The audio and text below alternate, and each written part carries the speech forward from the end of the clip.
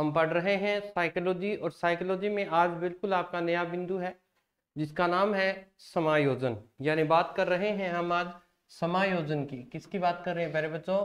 समायोजन की बात हम करने जा रहे हैं। ये बिंदु आपके स्पेशल रीट मेंस में भी जुड़ा हुआ है, तो ये बात आप ध्यान रखेंगे। तो इसे हम बोलते हैं एडजस्टमेंट। क्या बोलते हैं बेटा? एडजस्टमेंट इसको बोलते हैं। ये बिंदु सिर्फ आपको समझना है। यहाँ से क्या प्रश्न आएगा आपके टॉपिक में, ये लिखा गया है कि समायोजन और समायोजन में अध्यापक की भूमिका। तो समायोजन पहले तो हम ये देख लेते हैं कि क्या होता है। तो देखो, इसमें अगर हम इसे तोड़ें तो इसमें दो शब्द निकल के अपने सामने आएंगे, सम धन आयोजन। दो शब्द निकल के सामने आए। मतलब सम का अर्थ होता है अच्छी तरह से, और आयोजन का मतलब आयोजित हो जाना, यानी उसमें समाहित हो जाना। यानी व्यक्ति किसी भी परिस्थिति में चला जाए, व्यक्ति की जो भी परिस्थिति है और वो आगे वाले जो वातावरण है उसमें खुद को क्या कर ले, संतुलित कर ले, या उसमें समायोजित हो जाए, वो क्या कहलाएगा? समायोजन कहलाएगा। यानी कोई भी व्यक्ति है वो अपने व्यवहार को आगे वाले वातावरण के व्यवहार के अनुसार ढाल ले, या उसे व्यवस्थित कर ले, या उसमें संतुलन पैदा कर ले, वो क्या कहलाएगा? आपका समायोजन कहलाएगा। ठीक है, तो इतनी बात आप ध्यान रखेंगे। समझ में आई बात? समायोजन का अर्थ यही है कि कोई व्यक्ति जब किसी परिस्थिति में आगे वाले वातावरण में अपने को संतुलित रखे, नियंत्रित रखे, अच्छा प्रदर्शन करे, वो तो कहलाएगा समायोजन। अगर व्यक्ति आगे वाले वातावरण के अनुसार व्यवहार नहीं कर पाता है तो ध्यान रखिएगा वो कुसमायोजित व्यक्ति कहलाता है। समझ में आई? अगर व्यक्ति समायोजन नहीं कर पाएगा तो वो 5 प्रकार की बीमारी कह सकते हो आप, इनसे उसे गुजरना पड़ेगा भाई। सबसे पहले आएगा 10 पुत्र यानी तनाव यानी टेंशन। ठीक है। दूसरे की बात करें तो दूसरा आपके आएगा द्वंद्व। ये सब चीजें अपन डिटेल से पढ़ेंगे। नंबर 3 में आएगा आपका द्वंद्व आ गया। नंबर 3 में आ जाएगी कुंठा यानी फ्रस्ट्रेशन, या इसे आप निराशा भी बोल सकते हैं। व्यक्ति इन 5 बीमारियों से ग्रस्त कब होता है? जब वो किसी वातावरण में खुद को एडजस्ट नहीं कर पाता है। फिर आएगा आपका दबाव, तनाव, संघर्ष, दुश्चिंता, और फिर आपका रह गया 5वां दबाव।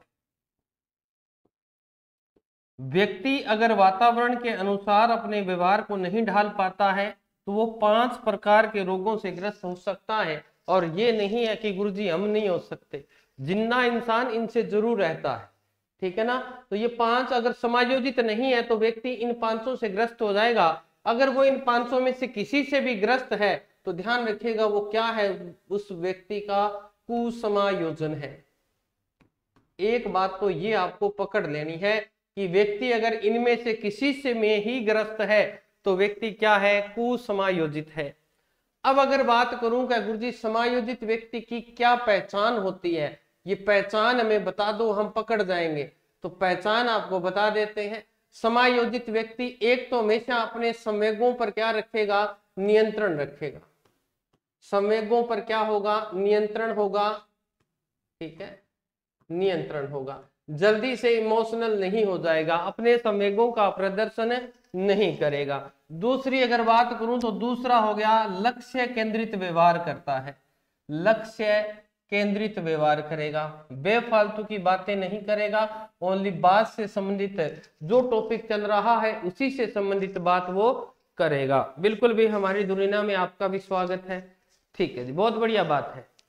ऐसा जो व्यक्ति होता है ना बेटा, ऐसे व्यक्ति में स्वतंत्र निर्णय लेने की क्षमता होती है, वो दूसरों पे डिपेंड नहीं होता। स्वतंत्र निर्णय शक्ति होती है और उसमें संतुष्टि होती है। एक बात ये भी ध्यान रखें। ठीक है, अगर उसमें स्वतंत्र निर्णय लेने की क्षमता है, संतुष्टि है, तो भाई ऐसा व्यक्ति क्या होता है? धैर्यशील होना चाहिए। क्या होना चाहिए? धैर्यशील होना चाहिए, परिश्रमी होना चाहिए। क्योंकि सफलता एकदम नहीं मिलती, धीरे धीरे प्रयास करने से मिलती है। और आप विचलित होकर अगर छोड़ देंगे किसी चीज को तो फिर वो आपको मिलने में बड़ी दिक्कत होती है। ठीक है, तो ये 5-7 विशेषताएं हैं, बाकी अपन और देख लेंगे।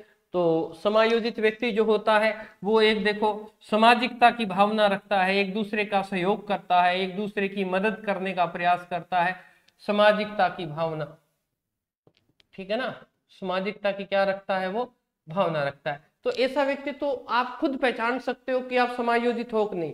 आगे वाले के व्यवहार के अनुसार अगर आप बात कर रहे हो तो समायोजित हो, अन्यथा नहीं हो, ठीक है, ये बात आप ध्यान रखेंगे। ऐसे जो व्यक्ति होते हैं ना बड़े धैर्यशाली होते हैं, वो ऐसा नहीं है कि एक एग्जाम दिया गुरुजी बाद में छोड़ दिया, नहीं, ऐसे व्यक्ति अथक परिश्रम करते हैं, बार बार करते हैं कि सफलता में अवश्य मिलेगी, निराश नहीं होते।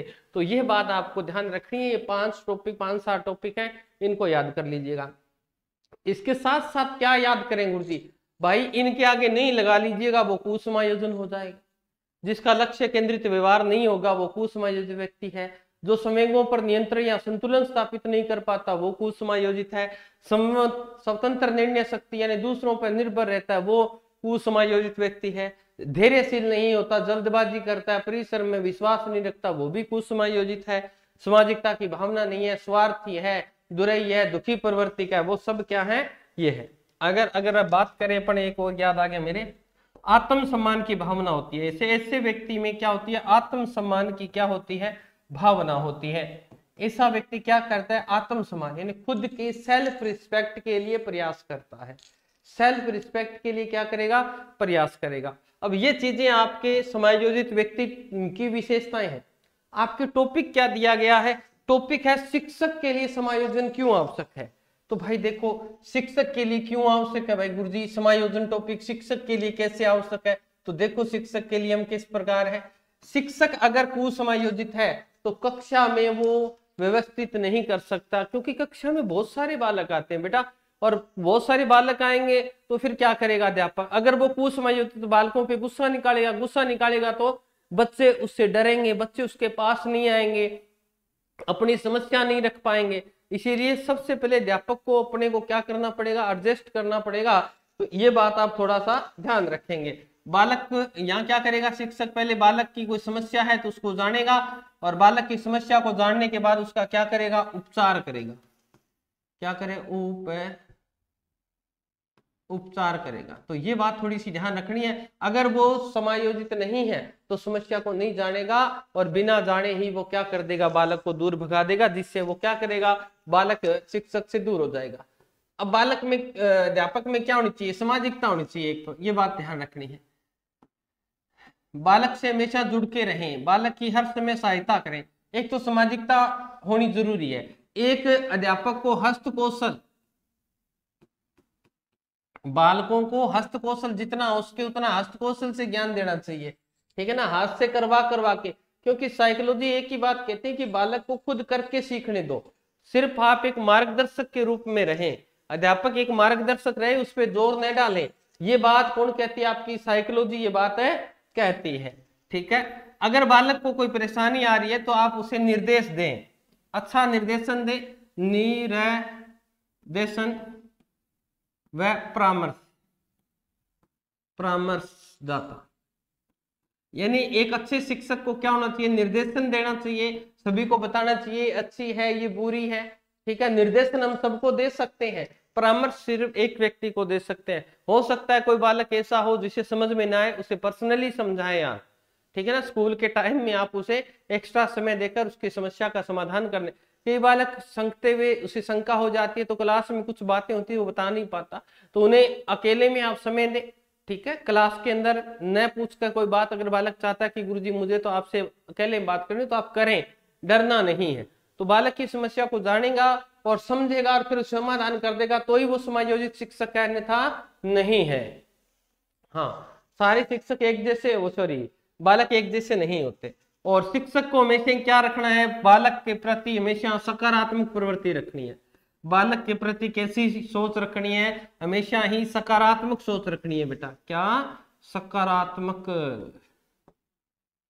अगर बालक गलती भी कर देना तो उसे प्यार से समझाना है, डांटना नहीं है। क्योंकि अगर आपने डांट दिया तो बालक के मन में भय पैदा हो जाएगा और वो आपसे कभी भी अपनी बात को शेयर नहीं करेगा, और उसमें आपके प्रति उसका जो आदर सत्कार है वो किस में बदल जाएगा, घृणा में बदल जाएगा। इसलिए हमेशा अध्यापक को कैसा होना चाहिए, हमेशा सकारात्मक प्रवृत्ति का होना चाहिए। है ना, अच्छी अच्छी बातें बतानी चाहिए।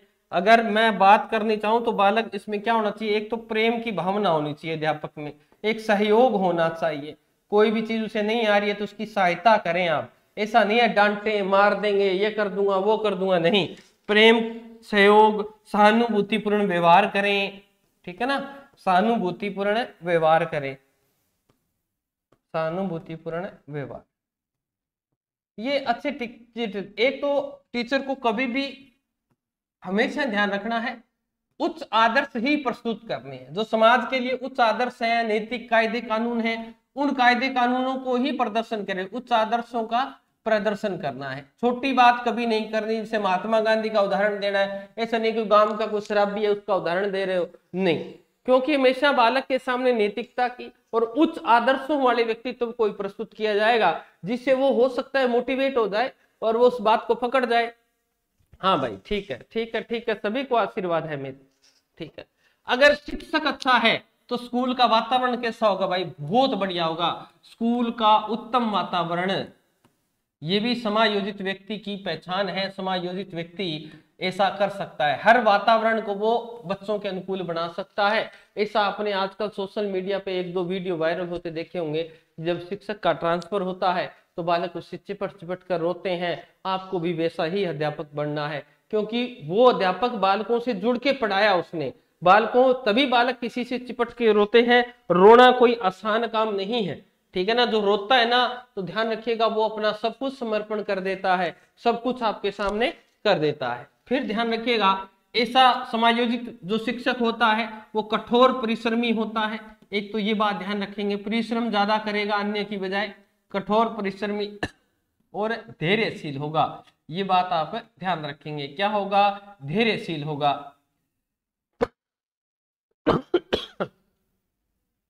ठीक है, तो और लोग अध्यापक को क्या नहीं करना चाहिए, अध्यापक को ध्यान रखिएगा हमेशा इस चीज से बचना है, व्यंग्यात्मक टिप्पणी कभी नहीं करनी।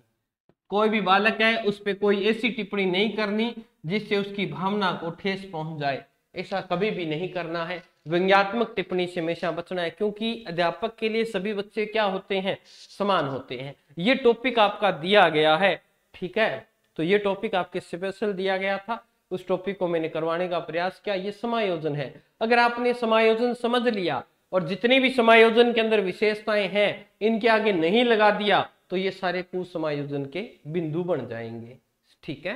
तो कुसमायोजन और समायोजन मैंने दोनों आपको साथ कराने का प्रयास किया है। अब एक दृष्टि जो हमने डाल दी है, ठीक है, जो पढ़ा दिया है उस पर एक दृष्टि डाल देते हैं, क्योंकि क्लास चले हुए देखो 12 मिनट से ऊपर हो गए हैं और 12 मिनट में हमने टॉपिक क्लियर कर लिया।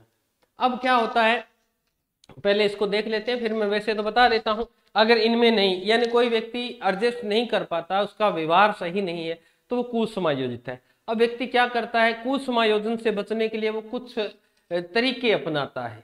क्या करता है, तरीके अपनाता है, और उन तरीकों में दो प्रकार के तरीके अपनाता है। एक तो भाई ये अपनाता है प्रत्यक्ष, ठीक है, कुसमायोजन से बचने के लिए एक तो प्रत्यक्ष अपनाता है और एक अपनाता है अप्रत्यक्ष, ठीक है, अप्रत्यक्ष। अगर अप्रत्यक्ष की बात करूं तो ध्यान रखिएगा प्यारे बच्चों, ये अचेतन मन पे काम करता है, ठीक है, और इड प्रवृत्ति होती है। ये कौन सी होती है, इड प्रवृत्ति होती है।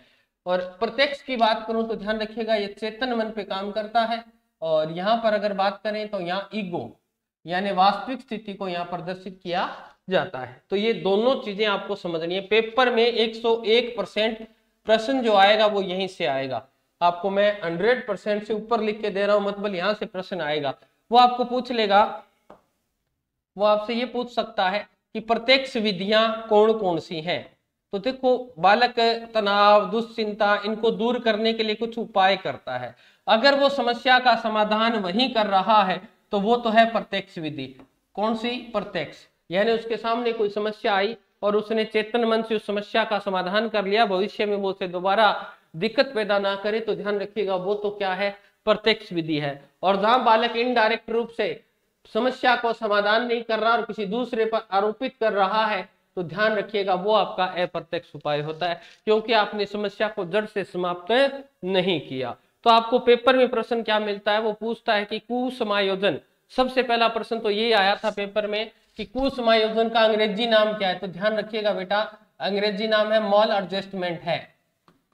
क्या नाम है? एडजस्टमेंट है। ये प्रश्न सबसे पहले तो यही याद रखोगे, क्योंकि मॉल एडजस्टमेंट ऑप्शन में था। बच्चे क्या करके आए थे? बच्चों को इतना ही आता है कि गुरुजी डिस लगा देंगे या अन लगा देंगे, जैसे हैप्पी अनहैप्पी। गुरुजी ये हम करके आए और ऑप्शन में भाई साहब ने दोनों ही दे रखे थे। तो ध्यान रखना है, मॉल एडजस्टमेंट किसको बोलते हैं? कुसमायोजन को बोलते हैं। ये पूर्व की क्लास में पूछा गया प्रश्न है, पेपरों में आया था आपके, ठीक है। हाँ, सबके परिणाम स्वीकार हैं, आशीर्वाद है, आप खूब उन्नति करो, दिनों दिन खूब तरक्की करो।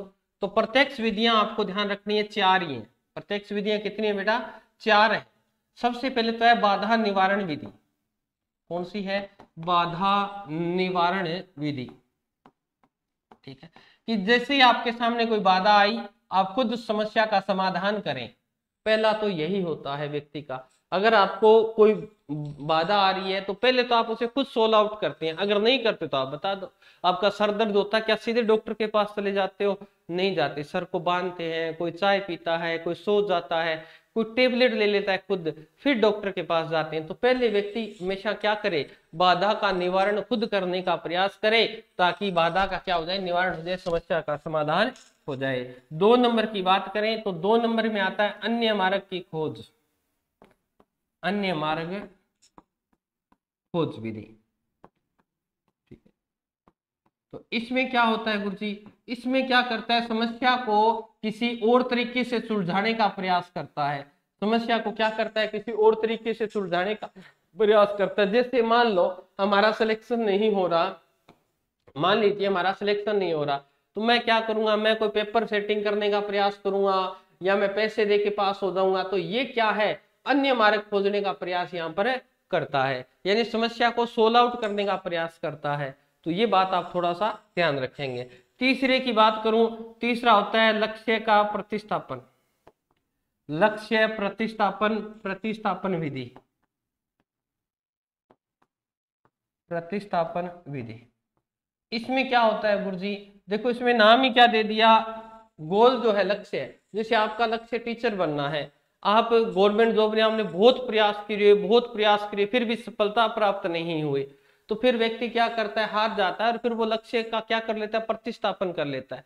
जैसे फिर वो कहेगा गवर्नमेंट जॉब काम की नहीं है, अपन को पढ़ाना ही है, चलो प्राइवेट स्कूल में पढ़ा लेते हैं, और उसका जो मानसिक तनाव है वो क्या हो जाता है? कम हो जाता है। तो लक्ष्य का प्रतिस्थापन भी वो कर सकता है, यानी अपने लक्ष्य से मिलता जुलता कोई फैक्टर वो चुन लेता है। नंबर 4 की बात करूं, नंबर 4 में आता है बेटा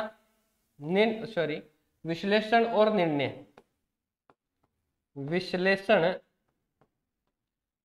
और निर्णय,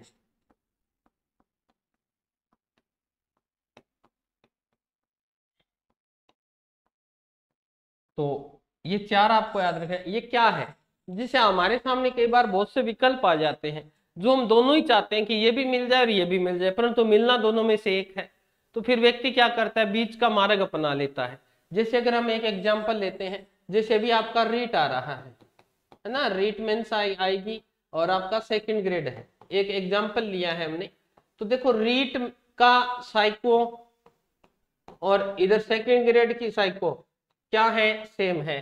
करंट क्या है? सेम है। ठीक है गुरुजी। हिंदी क्या है? हिंदी सब्जेक्ट वालों के लिए वो सेम है। जीके क्या है? सेम है। तो देखो दोनों को हमने तुलना कर ली, यानी मैंने क्या कर लिया? विश्लेषण कर लिया। अब मैंने देखा कि रीट में मेरे को सेकेंड ग्रेड की बजाय कितना 70% सिलेबस मेरा दोनों का कवर हो रहा है, मतलब मुझे 30% सिलेबस अदर पढ़ना पड़ेगा, बाकी तो सब में क्या है? समान है। तो ये आपने क्या कर लिया? दोनों को आप प्राप्त कर सकते हैं, दोनों के लिए आप एलिजिबल हो सकते हैं। तो इसीलिए आपने विश्लेषण किया कि दोनों में क्या समानता है, और फिर आपने निर्णय ले लिया और उन दोनों में से आपने किसी एक पद को प्राप्त कर लिया। ये क्या होता है? निर्णय और विश्लेषण विधि होती है। तो ये 4 प्रकार के प्रत्यक्ष उपाय हैं जहां बालक अपना खुद का जो दबाव है वो खुद ही सोल्व करने का प्रयास यहाँ पे करता है। तो ये चीज थोड़ी सी आप ध्यान रख लेंगे। समझ में आ गई बात है?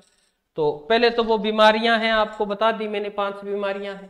तो पहले आप देख लेते हैं क्या क्या चीजें हमने पढ़ी हैं, फिर उसके बाद में आप जो भी करना है आपको जो हम कर लेंगे, ठीक है।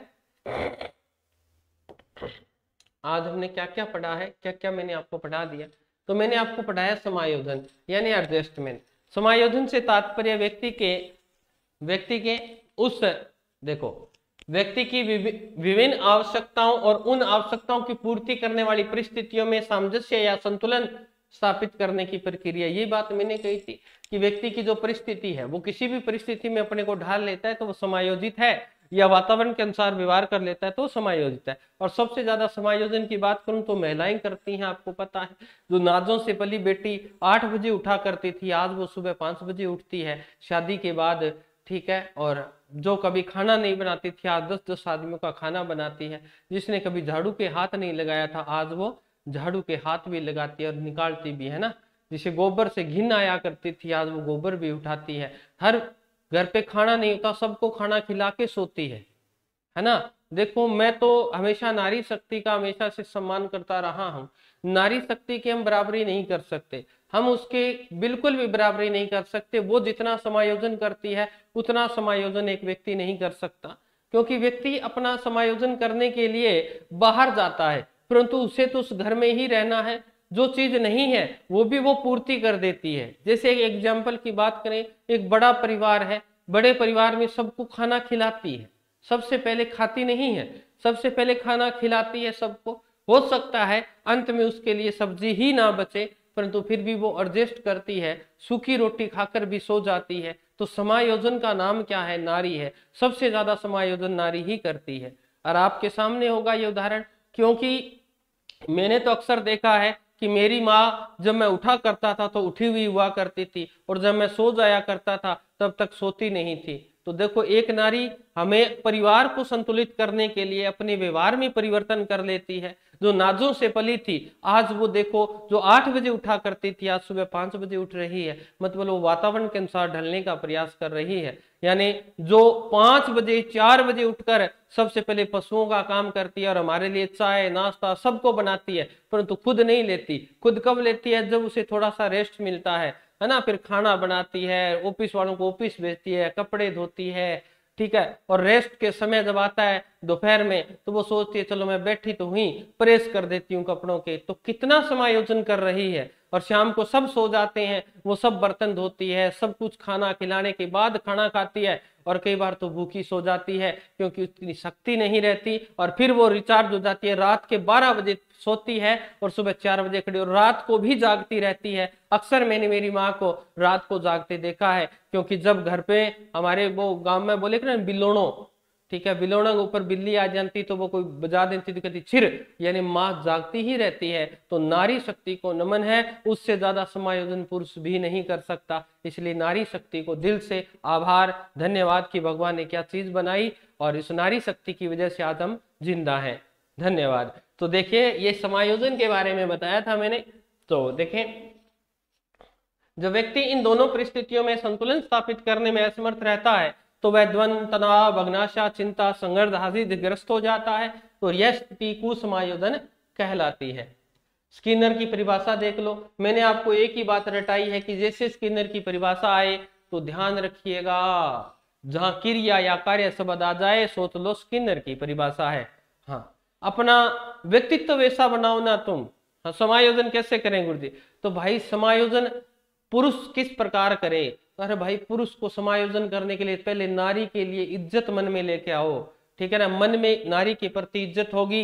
कोई भी नारी जब आपके पास खड़े तो उसे ऐसा फील होना चाहिए कि ये मेरी रक्षा कर सकता है, उसे ऐसा फील नहीं होना चाहिए कि मुझे इससे खतरा है। तो आप एक आदर्श हैं, अन्यथा आप आदर्श नहीं है। क्योंकि नारी हर चीज की परख कर सकती है, तो हर जगह समायोजन कर सकती है। इसलिए ऐसा व्यक्तित्व खुद बनाओ, नारी की इज्जत करो कि आपके पास खड़ी हुई नारी ये सोचे कि मैं सेफ हूं, सुरक्षित हूं, ठीक है। चलिए, तो एडलर क्या कहता है? समायोजन श्रेष्ठता प्राप्ति का आधार है। स्मिथ अच्छा समायोजन यथार्थवादी और संतोष पर दोनों होता है। ये अलग अलग विद्वानों की अलग अलग परिभाषाएं हैं। और कुप्पुस्वामी क्या कहता है? समायोजन के फलस्वरूप प्रसन्नता होती है क्योंकि इससे संवेगात्मक द्वंद्व और तनाव दूर हो जाते हैं। फिर देखो बोरिंग और लेगफेल्ड क्या कहते हैं? समायोजन वह प्रक्रिया है जिसके द्वारा प्राणी अपनी आवश्यकताओं और इन आवश्यकताओं की पूर्ति को प्रभावित करने वाली परिस्थितियों में संतुलन है करता है। समायोजित व्यक्ति की विशेषताएं क्या होती हैं? जो मैंने आपको कराई थी वो की वो ना है तो बता दीजिएगा। हो सकता है मुझसे कोई गलती हो गई हो भाई, किसी की भावना को ठेस पहुंची हो तो क्षमा प्रार्थी है, क्योंकि मैं आज इमोशनल हो गया था, नारी का नाम और समायोजन शब्द देखा तो। ठीक है बेटा, चलिए। लक्ष्य केंद्रित व्यवहार पाया जाता है, बिल्कुल पाया जाता है जी। वातावरण में परिस्थिति में अपने आप को स्थापित कर लेता है, बिल्कुल कर लेता है। स्वतंत्र निर्णय शक्ति और संतुष्टि की भावना होती है, बिल्कुल, ये मैंने आपको समझा दिया। सहनशील होता है, कर्तव्यनिष्ठ होता है, उत्तरदायी होता है, काम के प्रति उत्तरदायी होगा। संज्ञात्मक रूप से नियंत्रित व संतुलित होता है, बिल्कुल होता है। सामाजिक व सहयोग की भावना अधिक पाई जाती है, बिल्कुल। इच्छा व संकल्प शक्ति प्रबल होती है। आत्मसम्मान, ये सब चीजें मैंने आपको पूर्व की क्लास में करवा दी है। अभी जो समझाया था वो सब चीजें मैंने यहाँ बोर्ड पे लिख रखी है, तो ये चीजें आपको डिटेल से मैंने समझाई है। ये आपके टॉपिक स्पेशल लगा है तो देख लो भाई। समायोजन में शिक्षक की भूमिका, शिक्षक बालक के कुसमायोजन के कारणों को जानकर उपचारात्मक विधि से निवारण करे। पहले अध्यापक की जिम्मेवारी है कि वो जाने कि बच्चा इस प्रकार का व्यवहार क्यों करता है, और फिर जानने के बाद वो क्या करे, उसका निवारण कर दे। शिक्षक बालक में सामाजिक हस्तकौशल में निपुणता और नैतिक मूल्यों को बताता है। क्या करता है? नैतिक मूल्यों को बताता है। शिक्षक बालक में सहनशील व धैर्य जैसे गुणों का क्या करता है? विकास करता है। शिक्षक बालक को कठिन, देखो बालक शिक्षक बालक के बीच में संबंध क्या होना चाहिए? प्रेम से होना चाहिए। कोई बात नहीं बेटा, फेल हो गए, आगे वाली में पास हो जाओगे, आगे वाली में तो आगे वाली में हो जाओगे, तो उसमें सहनशीलता होनी चाहिए, धैर्य जैसा गुण होना चाहिए। शिक्षक बालकों को कठिन परिश्रम और भविष्य के प्रति क्या करता है? सजग करता है हमेशा, कि बेटा अगर ऐसा करोगे तो आगे आपके लिए ये दिक्कतें आएंगी, अब ऐसा पढ़ लोगे तो आगे दिक्कतें नहीं आएंगी। ठीक है। शिक्षक बालकों को व्यंग्यात्मक टिप्पणी का प्रयोग नहीं करना सीखता है। क्या लिख दे? शिक्षक बालकों को व्यंग्यात्मक टिप्पणी का प्रयोग नहीं करना सिखाता है। सिखाता है, यहाँ पे सिखाता है। ठीक है, तो वो अध्यापक हमेशा कहता है कि किसी पे कमेंट नहीं करना चाहिए, ऐसे शब्द नहीं बोलने चाहिए जो किसी की भावना को क्या कर दे, ठेस पहुंचा दे। हो सकता है वो आपकी भावना से तनाव में आ जाए, दुश्चिंता का शिकार हो जाए कि मैं तो कर ही नहीं सकता, मुझे तो गुरुजी ने कह दिया। तो कभी भी ऐसे शब्द नहीं बोलने चाहिए बालक के सामने जिससे बालक डिमोटिवेट हो। हमेशा पॉजिटिव शब्द बोलने हैं जिससे बालक में क्या एनर्जी आए कि गुरुजी ने कहा है मैं भी कर सकता हूं, तो क्यों नहीं कर सकता जब दुनिया कर सकती है। सीधी सी सोच आपको रखनी है। तो हर व्यक्ति वो कर सकता है जो इस दुनिया में जो दूसरे लोग कर रहे हैं, है ना। कि कोई भी व्यक्ति है वो कोई भी कार्य कर रहा है और हम कहते हैं गुरुजी ये काम हम तो नहीं कर सकते। क्यों नहीं कर सकते भाई? जब दूसरे लोग कर रहे हैं, क्या आप उनके पास एक्स्ट्रा कोई शक्ति है? क्या एक्स्ट्रा कोई पार्ट है शरीर का ताकि वो कर रहे हैं और आप नहीं कर रहे? तो हमेशा क्या रखें? हमेशा सकारात्मक सोच रखें। और जब सकारात्मक सोच होगी तो आप मुश्किल से मुश्किल भी कार्य को आप आसानी से चुटकियों में कर जाएंगे। इसलिए हमेशा पॉजिटिव सोचा करो। नकारात्मकता अपने से कोसों दूर रहनी चाहिए। और जहां आपको भगवान ने कुछ दिया है, ये बात भी रखा करो ध्यान में कि जो कुछ आपको दिया है उसने सही सोच के दिया है। अगर वो ये सोचता, आप सोचिए कि जिस परिस्थिति में आज हैं आप, उस परिस्थिति के लिए कुछ लोग तरस रहे हैं, आप ये सोचते हो मुझे ये नहीं मिला वो नहीं मिला, भाई आप जिस परिस्थिति में उसके लिए कुछ लोग तो मुंह बाए खड़े हैं कि हमें इसकी जैसी जिंदगी मिल जाए। इसलिए हमेशा सकारात्मक सोचें, नकारात्मकता से कोसों दूर रहें, आपको मंजिल अवश्य मिलेगी। धैर्य रखना पड़ेगा, परिश्रम करना पड़ेगा और अपने कर्तव्य के पथ पर चलते रहें, सफलता आपके कदम चूमेगी। ये समायोजित व्यक्ति की क्या होती है? विशेषता होती है। अरे भाई प्रकृति नेचर एक ही तो बात हुआ है। शिक्षक बालक को अच्छे निर्देशन और परामर्श का प्रयोग करना बताता है। ठीक है। शिक्षक विद्यालय में उत्तम वातावरण उत्पन्न करता है, बिल्कुल करता है जी। बहुत बढ़िया वातावरण होना चाहिए, एक दूसरे की मदद करने वाला होना चाहिए। बता तो दी आपको, अब और क्या बताऊं। शिक्षक बालक में सकारात्मक अभिवृत्ति का विकास करता है, अभी बता के गया हूं। हमेशा पॉजिटिव सोच रखनी है, नकारात्मकता नहीं रखनी, ये बात ध्यान रखेंगे। शिक्षक बालकों में प्रेम, है ना, हमेशा प्रेम से रहे, है ना, किसी से द्वेष की भावना नहीं रखे। बालक भी नहीं रखेंगे आपसे। बालक हो सकता है 100 बालक कक्षा में बैठे हैं, सबका माइंड अलग अलग है, हो सकता है किसी को आप पसंद ना आए, परंतु ये जरूरी नहीं है कि इसको पसंद नहीं आए तो आपको वो बालक पसंद नहीं है। ऐसा कभी भी भेदभाव कक्षा में नहीं करना है। हमेशा सहयोग की भावना रखनी है, एक दूसरे की मदद करनी है और सहानुभूतिपूर्ण व्यवहार करना है, प्रेम से बात करनी है। ठीक है, शिक्षक बालकों के सामने उच्च आदर्श युक्त उदाहरण प्रस्तुत करता है। बिल्कुल, ये एक कमेंट आया है कि सर आप बहुत अच्छे हो और मैं हमेशा गर्व फील करती हूँ कि मैं ऐसे गुरुजनों से जुड़ी हूँ जो ऐसे विचार रखते हैं।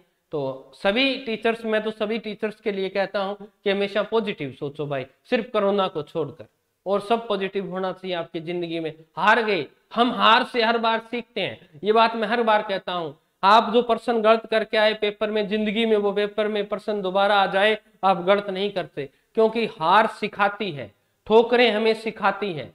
इस बात का ध्यान रखा करो।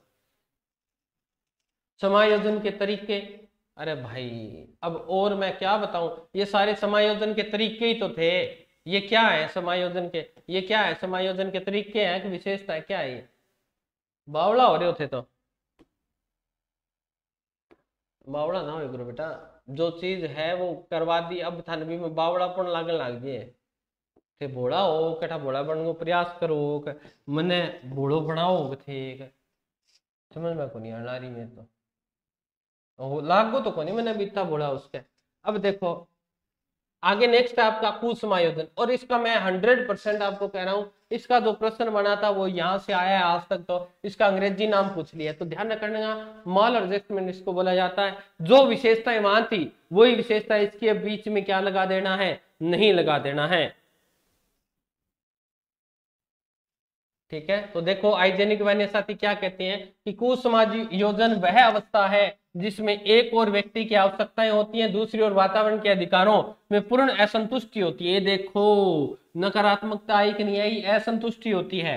अथवा यह वह प्रक्रिया है जिसके द्वारा इन दो अवस्थाओं में व्यक्ति को आत्म सामंजस्य प्राप्त होता है, असामंजस्य प्राप्त होता है ना, एडजस्ट नहीं कर पाएगा वातावरण में और खुद की जो आवश्यकता है। जैसे मान लो कोई महिला है जो 8 बजे उठा करती थी, शादी के बाद वहां 5 बजे उठना पड़ा, तो दोनों में अगर वो एडजस्ट कर गई तो समायोजित नहीं कर पाई तो भाई तलाक होगा, होगा कि नहीं होगा? वो उसको छोड़ देंगे, या वो पीटी जाएगी, या उसे डांट पड़ेगी। तो जहां ध्यान रखिए वातावरण के अनुसार ढल गए तो समायोजित नहीं है। मान लीजिए आपकी ड्यूटी में जैसलमेर हो जाती है, और जैसलमेर में पीवना सांप बहुत ज्यादा, सांप बिच्छू ज्यादा थोड़े ज्यादा पाए जाते हैं, तो आपकी ड्यूटी वहां लगी और आप रहे हो यहाँ पे, यहाँ आपको पानी मिला मीठा, ठीक है, नहर का पानी पीते हो, और वहां पर आपको पानी थोड़ा सा खारा मिला तो आप एडजस्ट नहीं कर पाए, गुरुजी मेरा तो शरीर एडजस्ट कौन करे, मैं तो छोड़िए ही नौकरी। तो भाई ध्यान रखिए ये कुसमायोजन का कारण है, क्योंकि आप कुसमायोजित हैं, तो इसको आपको एडजस्ट करना सीखना पड़ेगा। ठीक है, असमायोजित व्यक्ति के लक्षण, अब जो विशेषताएं वहां थी सेम की सेम है, देख लो। असमायोजित व्यक्ति स्वयं को वातावरण के अनुकूल नहीं बना पाता, नहीं बना पाएगा बिल्कुल। देखो वह असामाजिक, वो क्या था, सामाजिक होता है। कौन है समायोजित व्यक्ति? ये असामाजिक होता है, वो दूसरों की सहायता करता है, परोपकारी होता है, दुर्ई अवस्था में होता है, ये उल्टा होता है उसका। ठीक है, यह संज्ञात्मक रूप से अस्थिर होता है, और वो क्या होता है, स्थिर होता है। इसका मन अनिश्चित व बुद्धि अस्थिर होती है, उसका मन क्या होता है, स्थिर होता है। और बुद्धि क्या होती है, बुद्धि उसकी चलती रहती है ना, तेज कार्य करती है। वह घृणा द्वेष बदले की भावना रखने वाला होता है, बिल्कुल होता है जी।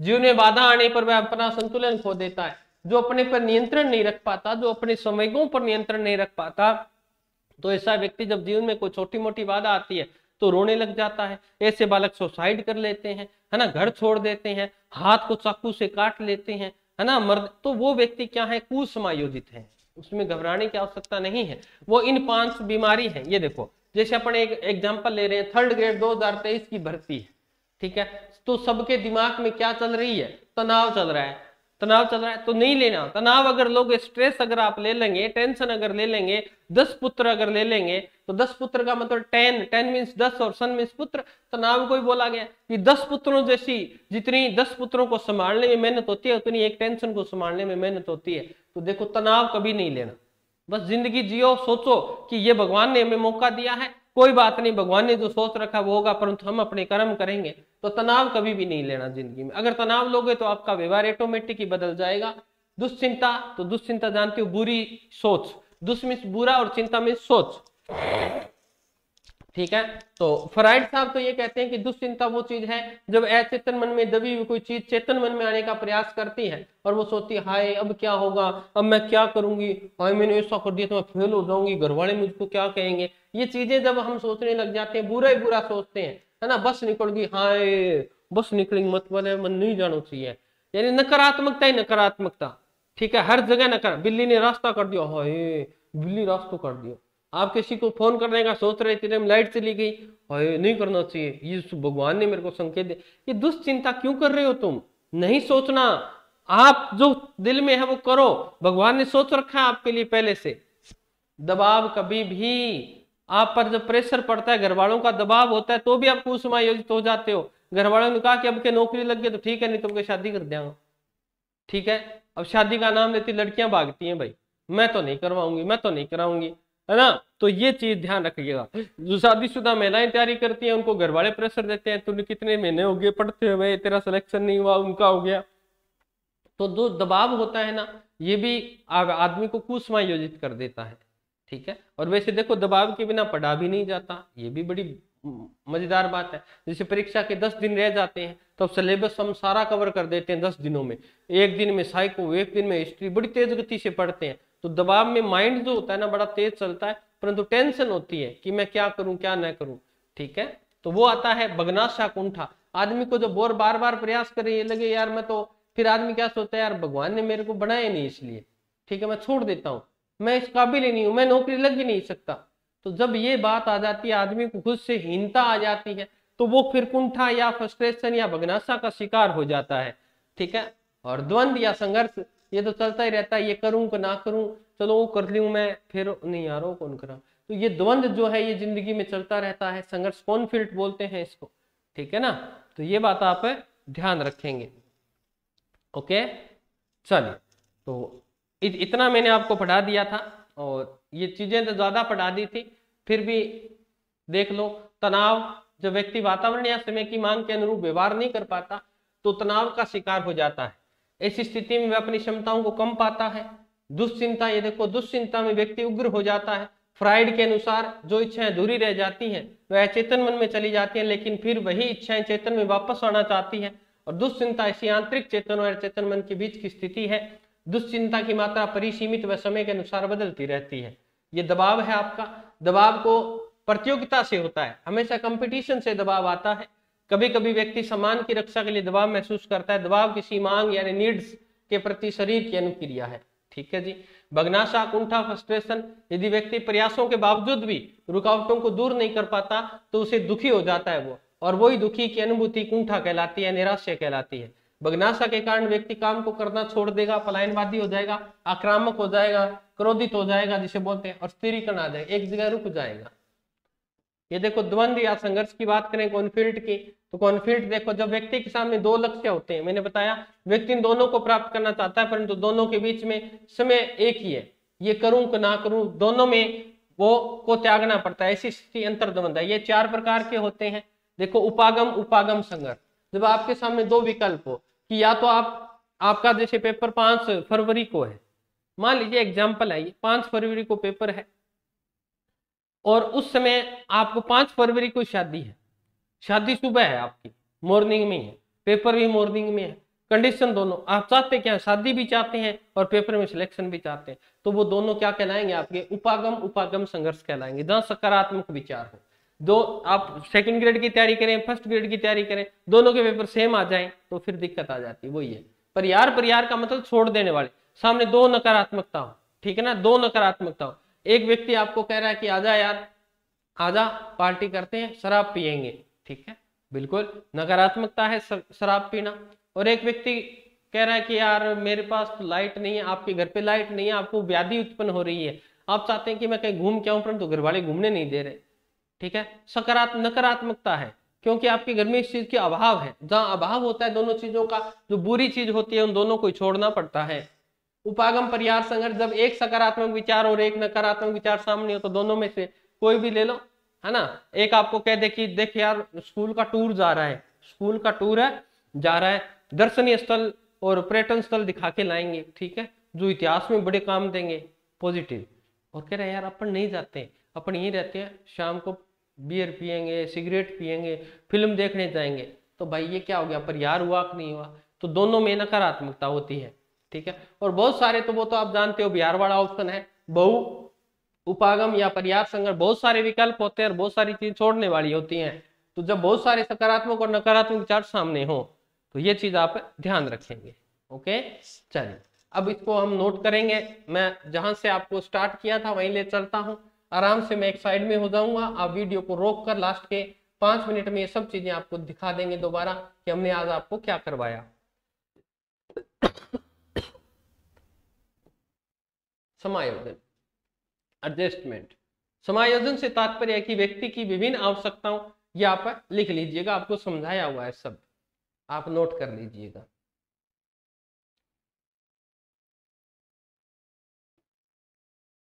फिर आपको ये परिभाषाएं लिखनी है।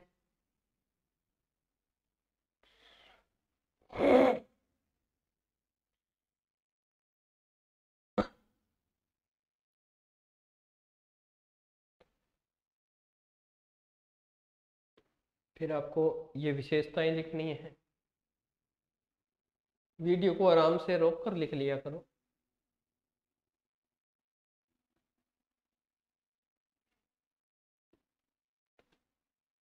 ये समायोजन में शिक्षक की भूमिका है।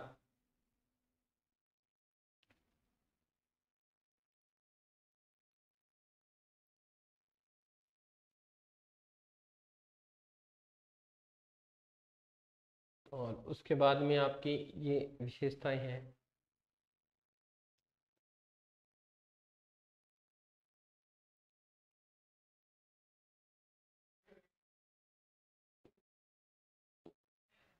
क्या हो गया, ये आपने लिख लिया होगा।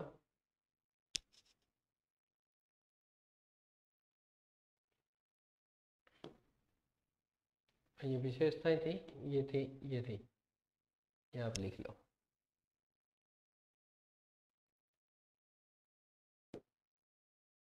ये खाली है आपका। फिर हमने जो चीज पढ़ी है वो ये पढ़ी है, कुसमायोजन। और मेरी आपसे ये है कि इसका अंग्रेजी नाम जरूर याद रखिएगा, इसका अंग्रेजी नाम जरूर याद रखना है आपको, ठीक है। तो ये आप उतार लीजिए। फिर ये लिखना है आपको,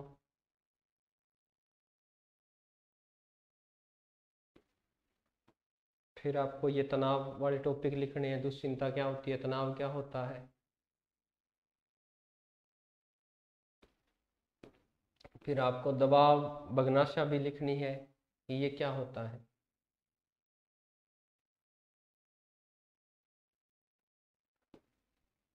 फिर आपको ये लिखना है द्वंद्व क्या होता है, ठीक है। ये टॉपिक हो गए। कल हम कुसमायोजन की इनकी विधियों के बारे में पढ़ेंगे। आज के लिए फिर इतना ही। मिलेंगे कल सेम टाइम सेम जगह, तब तक स्वस्थ रहें, मस्त रहें। जय राजस्थान, जय भारत।